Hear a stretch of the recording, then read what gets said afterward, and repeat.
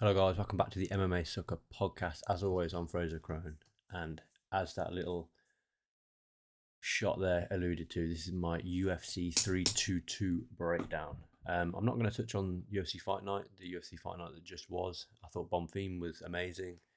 I thought Christian Leroy Duncan really stole the show with his knockout, his finish, and there were some good finishes up and down the card. I don't really want to touch on that because it's not exactly important when it's UFC 322 fight week. And we've got, in my opinion, one of the best cards of the year. From top to bottom, there's competitive fights. I'm just looking at the fight card now.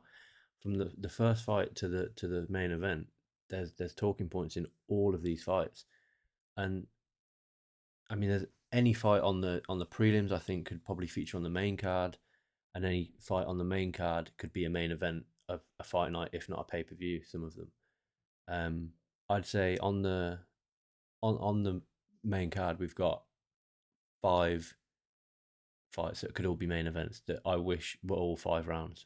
It is what it is. Let's jump straight into it. The main event: Islam Makhachev moving up in weight to welterweight. Something that we've been calling for absolutely months. You know, Makhachev going up to try and realize greatness, get a second bout in a second division, extend his winning run and equal Anderson Silva's winning run of 16 straight fights. And to be honest, I wasn't that impressed with Islam Makhachev when he first started sort of killing guys. And I know that sounds ridiculous, but after he last lost in 2015, he went back-to-back decisions.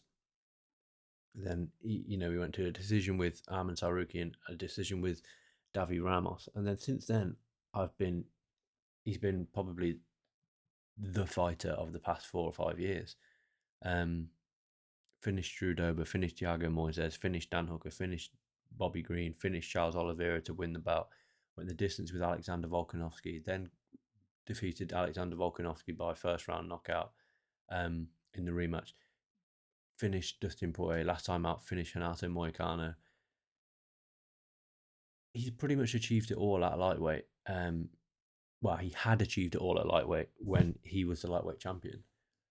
But now we've got Ilia Topuria that adds another sort of little bit of spice to the question. But he'd pretty much wiped out the welterweight, the lightweight division on his own. And why not move up? He's a massive, massive guy.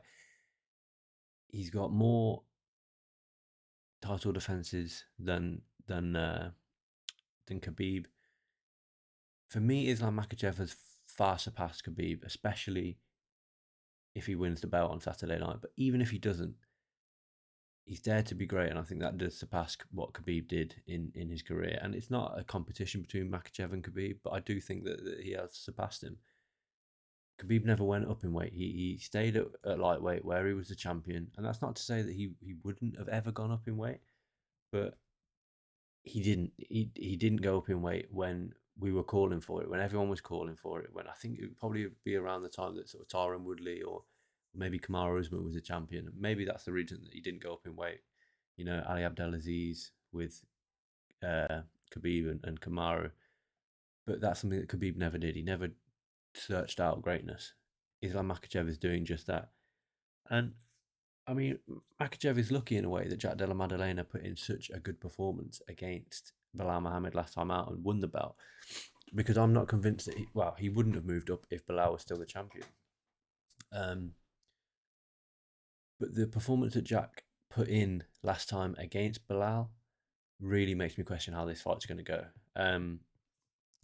We know what Bilal's all about. He's got decent boxing in which he then mixes in his takedowns and then can make the fight kind of boring. He can wrestle his way to a victory. Bilal isn't known for his finishing ability. If you look down his Bilal Muhammad's record as of recent times, he's finished one person, and ironically, that's Sean Brady, which is someone that I'm going to go on to talk about later. But you just don't see that coming. No, I don't think anyone saw that coming. Della Maddalena, on the other hand, is someone that does finish fights. That fight went to a decision, but that was down to Della Maddalena just being ruthless in his takedown defense. Bilal landed 3 of 9 takedowns, and he did abandon his wrestling to a large degree in this fight, which confused everybody. We still don't really know why he did that. He has spoken about these boxing hands are like Canelo's. I mean, maybe that came around to bite him, and it was a stupid comment to make. But Della Maddalena completely changed the way that he fought. The fight before Bilal Muhammad for Jack Della Maddalena, he was taken down 7 times by Gilbert Burns and had to rely on a come from behind sort of knockout knee to finish that fight and obviously pick up the victory. Against Bilal Muhammad, his stance was far lower, and he was crashing into Bilal with the forearm, with the elbow, and sort of stopping the initial even takedown attempt, let alone the takedown itself. And I expect him to do much of the same against Islam Makhachev, but Makhachev he's a lot better in the striking realm than Bilal Muhammad, and he's a lot better wrestler than Bilal Muhammad. But I think if Jack can keep that lower stance and crash into Islam Makhachev with that elbow, with that kind of forearm, preventing the initial takedown attempt, he's going to have a far better sort of route to victory. He needs to utilize his size though in these transitions. Yes, Islam is a big guy, but Jack is also a big guy. Jack cuts a lot of weight to get to 170. He's a physical frame, and I think he's going to be the kind of guy that comes, now that he's champion, he's going to grow into being a champion. He had back-to-back split decision victories against Basil Hafiz, who I think he took it on short notice. I can't remember who he was meant to fight at the time, and then Kevin Holland. Then he was coming from behind. He had to come from behind, to beat Gilbert Burns. I think he's going to grow. The weight of being a champion, I don't think he's going to weigh heavy on Jack Della Maddalena. I think as he's the last person to make the walk in New York on Saturday night, I think he's gonna be making that walk feeling 10 feet tall. And I don't think, with respect to Renato Moicano, with respect to Dustin Poirier, those guys went in there against Islam Makhachev knowing that they needed to catch Makhachev, or something crazy had to have happened for them to have won that bout. For Jack Della Maddalena, I don't think that's the case. I think that if Jack fights his fight, he can beat Islam Makhachev, and his fight should be keep it on the feet, mix in his own takedown attempts. He's probably not going to take excuse me, he's probably not going to take Islam Makhachev to the ground. He averages 0.16 takedowns per 15 minutes at an accuracy of 11%. But he tried 3 takedowns against Bilal Muhammad. He tried a takedown against Gilbert Burns. Against Kevin Holland, he was trying for a few. I think he was trying for a few takedowns against Kevin Holland. Randy Brown, he got the submission via rear naked choke. Like, he has the ability to wrestle, but he doesn't because he doesn't feel the need to. He's got some of the best boxing in the UFC. But like I said, if he's mixing in even half takedown attempts against someone like Islam Makhachev, it's going to get Makhachev thinking: is the takedown going to come? Am I going to have to, turn this offense into defense? And that could really play in favor of Jack Della Maddalena. In the same breath, if the fight does go to the floor and he's in a dominant position, it's good for Jack, of course. We haven't really ever seen Islam have to fight an awful lot off his back. His takedown defense is 90%. I'm just trying to look. The last time that he was taken down by Thiago Moises. He was taken down by Arman Sarukian, and they're the only 2 times that he's been taken down twice in his UFC career. That kind of shows just how strong Islam Makhachev is in the wrestling realm. And that's not to say that a lot of people try and take Islam down, but the thought is there from a lot of fighters. Volkanovski tried to take him down 4 times in their first fight. I'm pretty sure Arman Sarukian tried to take him down a lot more than Arman Sarukian tried to take him down 12 times. He only landed 1 takedown. That kind of tells you about what kind of a fighter Islam Makhachev is. Makhachev's coming into this as a heavy favourite, and rightfully so. He's got 15 straight victories. I think he's finished it. He's finished his last however many fights. He's finished his last 3 fights, 2 by Darth, one by head kicking Volkanovski. Before that, obviously, he went the distance with Volkanovski. Then he finished Charles Oliveira, finished Bobby Green, finished Dan Hooker, finished Moises, finished Dober. There's a reason that he's a heavy favourite in this one, but let's not forget that he's the older man, he's the man stepping up in weight, he's the man that said, it's hard to put on this weight. And like I said, unlike his last fight against Renato Moicano, who stepped in there on 24 hours notice, Della Maddalena is going to come into this fight not wanting to let that belt go. He's going to want to play sort of party pooper in what should be a massive celebration for Islam, becoming a 2-weight world champion and equaling Anderson Silva's record of 16 straight wins. Jack Della's not going to want to be the man that he gets the victory over. As for my pick, I am going to go. My heart says Jack. I'm going to go with my head. I think Islam gets it done. I think he could sub him late. I do. And with that being said, Jack's working with Craig Jones. So we haven't seen Jack off his back in a sort of shelling up in a defensive position in a long time. It's such a tough fight to call. I am going to go Islam by late stoppage. And I don't think, when I say late stoppage, I mean I don't think Jack taps. I think he goes to sleep. I think Islam puts him to sleep late by catching him in a dart or a guillotine or maybe even a rear naked choke or some kind of choke, and he puts Jack Della Maddalena out. He's not going to tap. He puts him out and he becomes a 2-weight world champion at the age of, I think is he 34 now? Yeah, he's 34.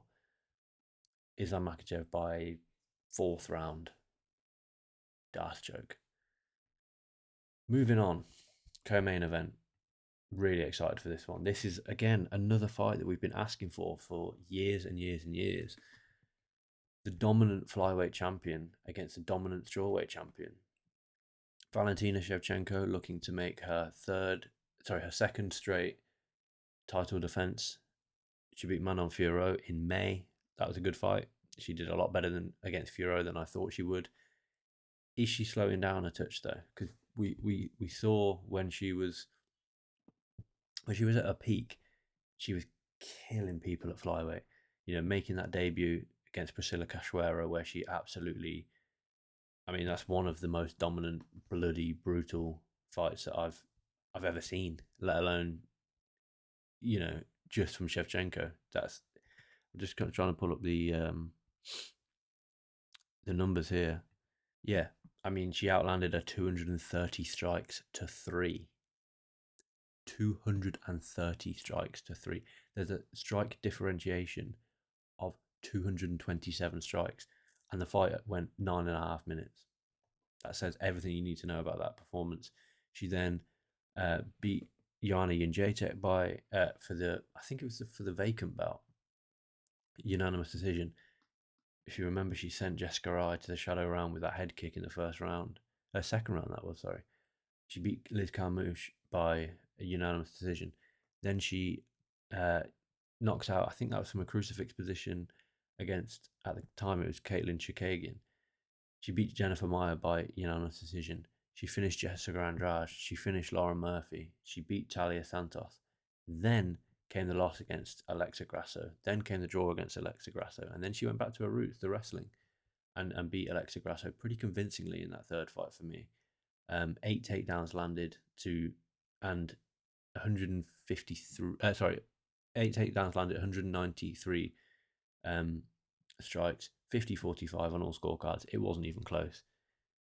Got back to winning ways, got back to defending ways against Manon Fiorot, 48-47. I thought it was a bit wider than that personally when we watched it, but again, back to that wrestling. 2 of 9 takedowns landed. Manon Fiorot was the one that was kind of defensively wrestling in that one, which surprised a lot of people. And how Fiorot looked a couple of weeks ago in France when she knocked out Jasmine Jasudavicius in the first round. That win is aging really, really well for Valentina. But she's got a different beast in front of her this time, which is ironic because Manon Fiorot's nickname is the Beast, but she's got a different animal in front of her with Zhang Weili. Since losing to Rose Namajunas, she obviously rematched Yana Jędrzejczyk, won the belt of Carla Esparza in dominant fashion, dominated Amanda Lemos, dominated Yang Xiaonan, dominated Tatiana Suarez, and is now looking to put on 10 pounds, go upper weight class to flyweight, and pick up a second bout in a second division, something that isn't that common in the women's divisions. You know, you've had Amanda Nunes do it. You've had Jessica Andrade, I think, attempt it. Attempt it. She hasn't been the flyweight champion, Jessica Andrade. You've had and of course you've had Shevchenko attempt it, but Shevchenko never actually achieved it. We're at an unprecedented time where we've got the main and co-main event of essentially 4 champions going up against each other. It's an amazing card, but the co-main event is, for me, possibly more captivating than the main event. These women both of them are so well rounded. They've got almost an identical record. Valentina 25-4-1, Zhang Weili 26-3. So 31 fights to 29 fights. Almost an identical average fight time, 18 minutes and 44 seconds, and Zhang Weili at 14.5 minutes. 5'5" faces 5'4". They're obviously both going to be weighing in at the flyweight limit of 125 pounds for the title bout. Valentina does have a slightly longer reach, 66 inches against Zhang Weili, 63 inches, and she's a year older. As far as strikes landed per minute, Valentina a little bit more conservative, 3.14 against Zhang Weili's 5.15. Striking actually, there's a percentage difference, 52 and 53%.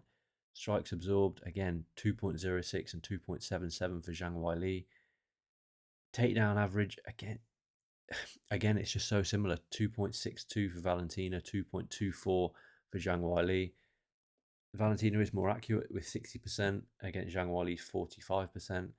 And again, takedown defense, 75% for Valentina, 74% for Zhang Weili. These two women are so well matched. This fight is fascinating for me. I really do think that this is going to be one of the best fights on the card, possibly even one of the best fights of the year. And that's saying something on a card which is stacked with former champions, top contenders, future stars, all of this, multiple headliners.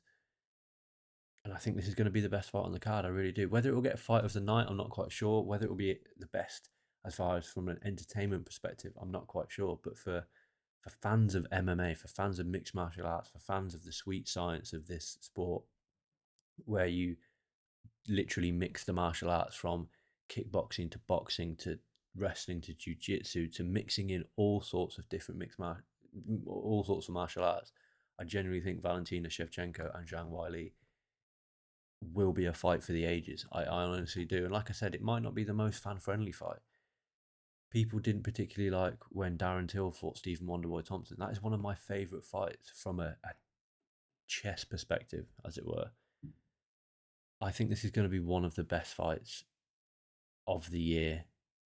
Again, maybe not. You're not going to get a slobber knocker. You're not going to get an Israel Adesanya versus Calvin Gastelum in this fight, in my opinion. I really don't think you will.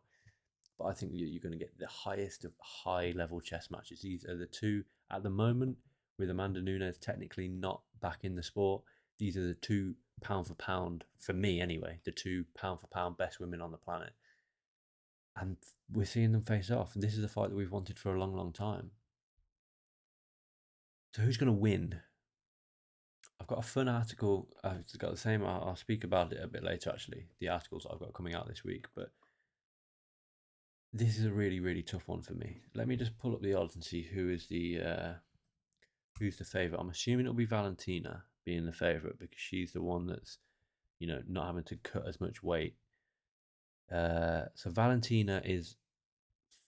Let's have a look at Caesars. Valentina is a -120 favourite with Zhang Weili coming at +100. So very, very close, very, very close bout. So the odds have got Valentina winning this one. I think I'm going to go against the odds. And the reason for that is that Valentina, for me, has slowed down.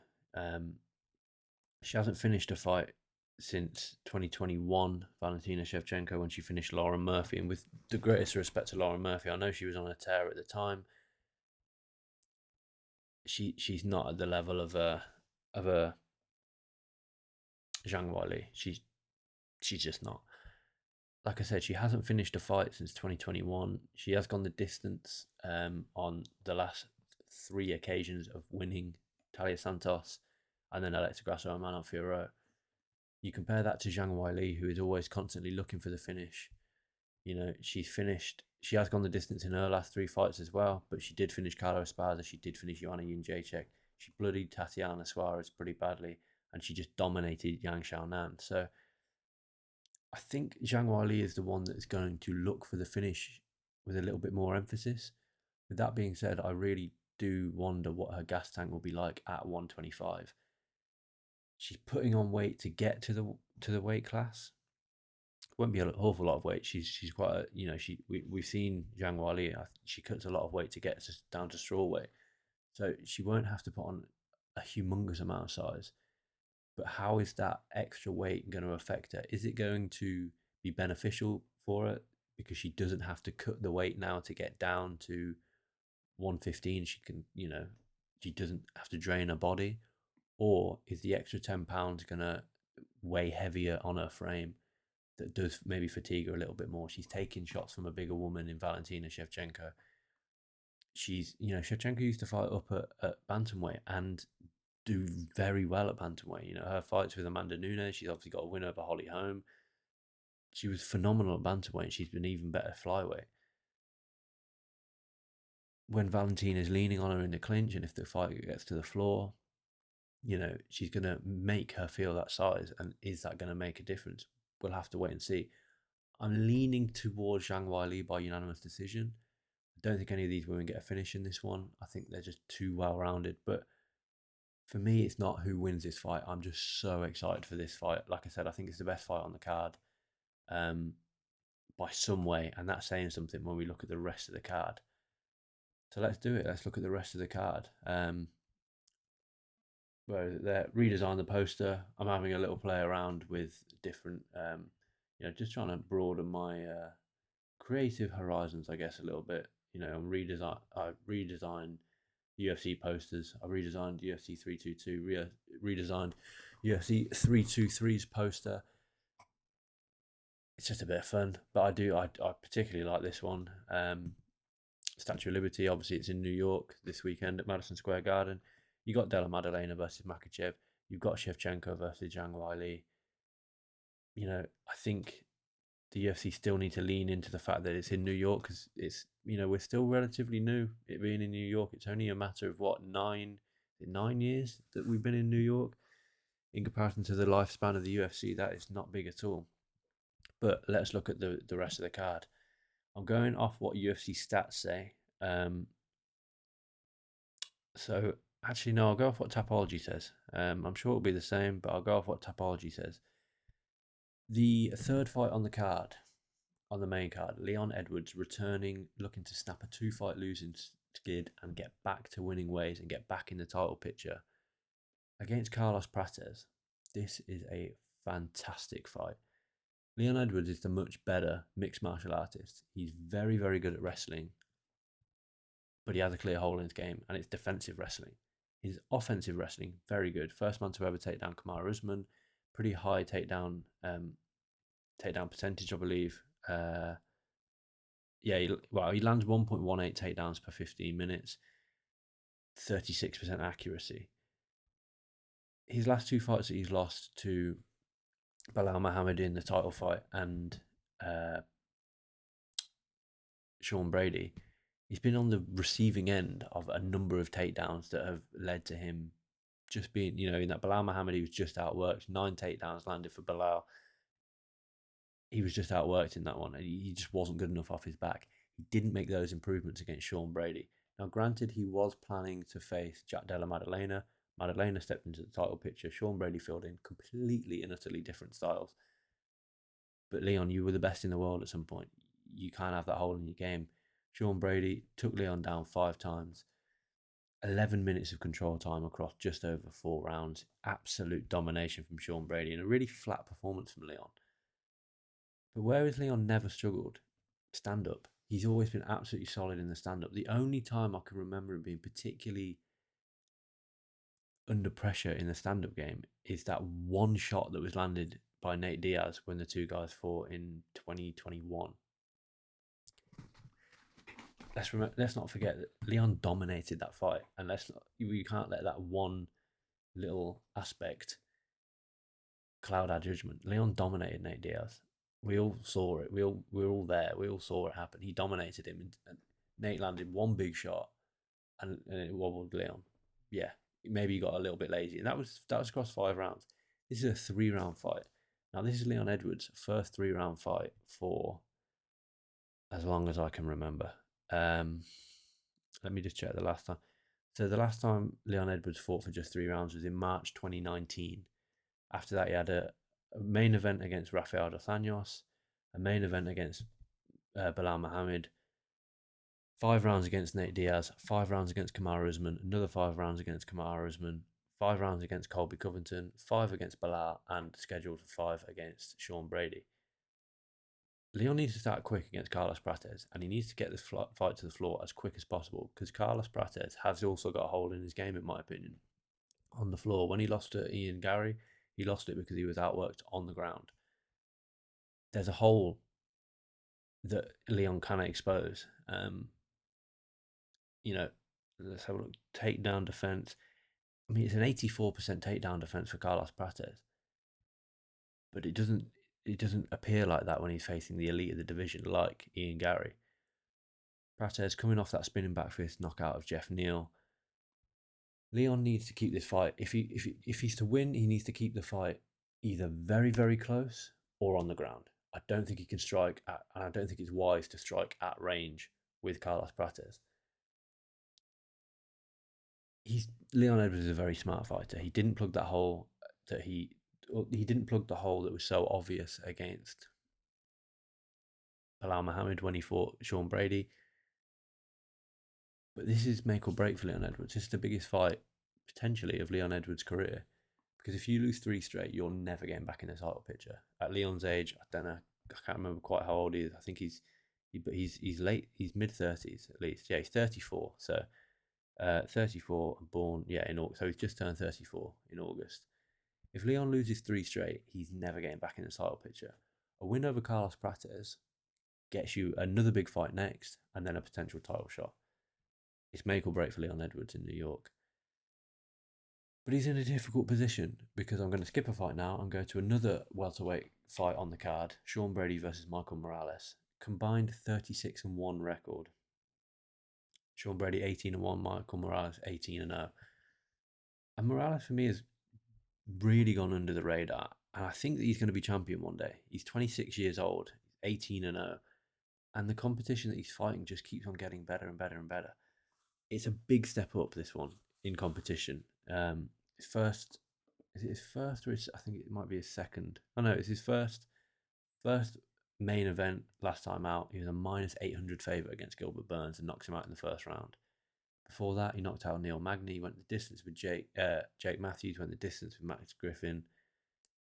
He's a killer. There's no doubt about it. And he's got that touch of death.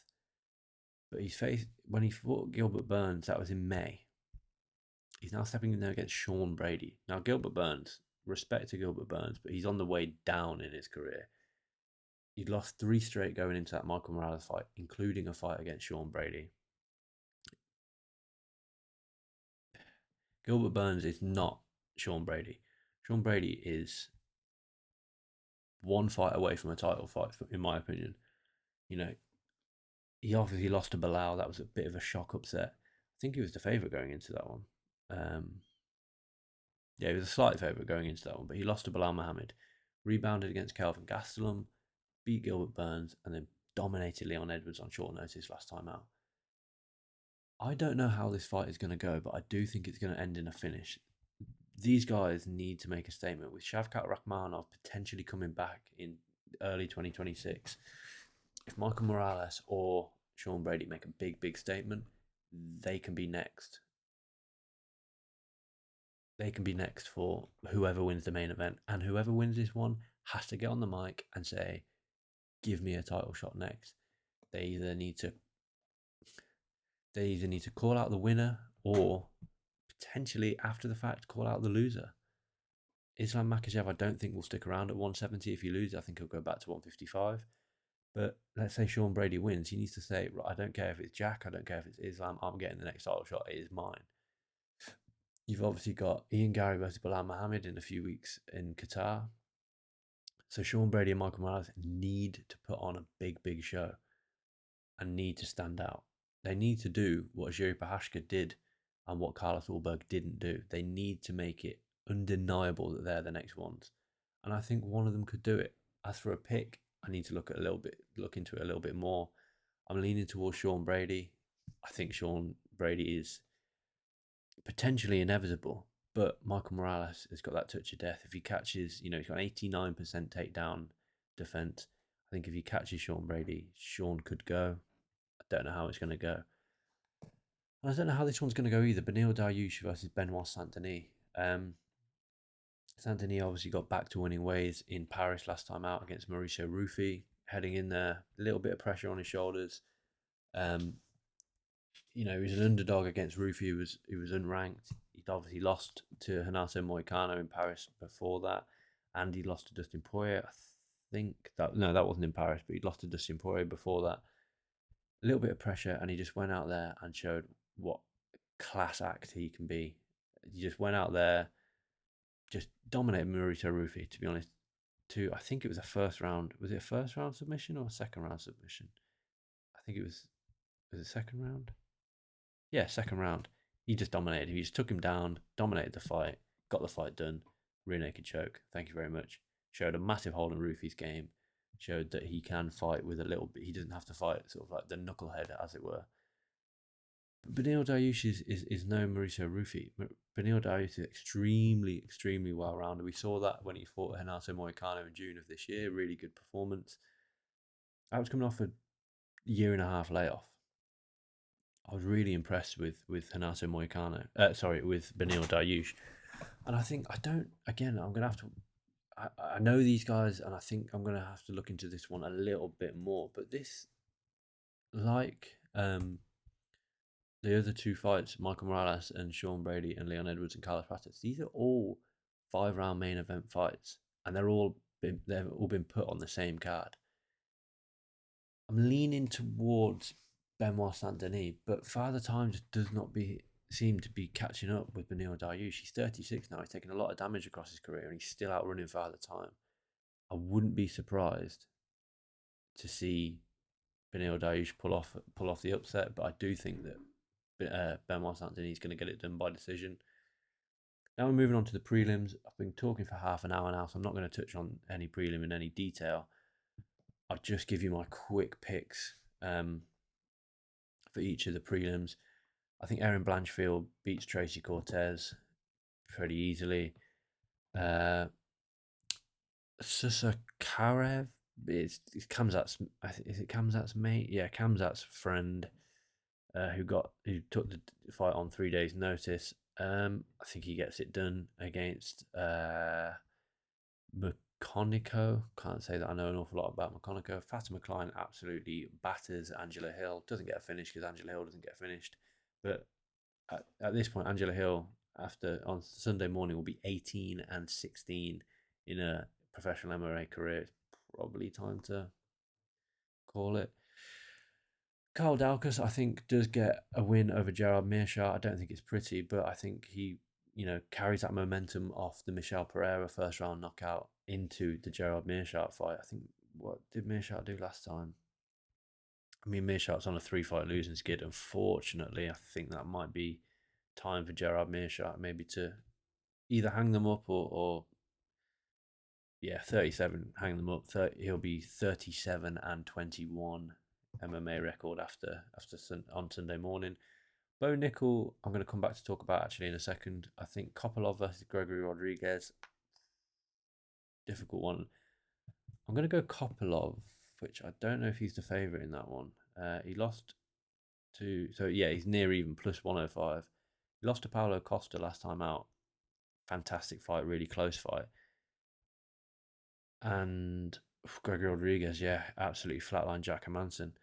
That's a tough one to call. I'm going Kopylov very narrowly, but I would not be surprised if Gregory Rodriguez. That is one that I would leave if I was a betting man, I would leave that fight because that is super, super close.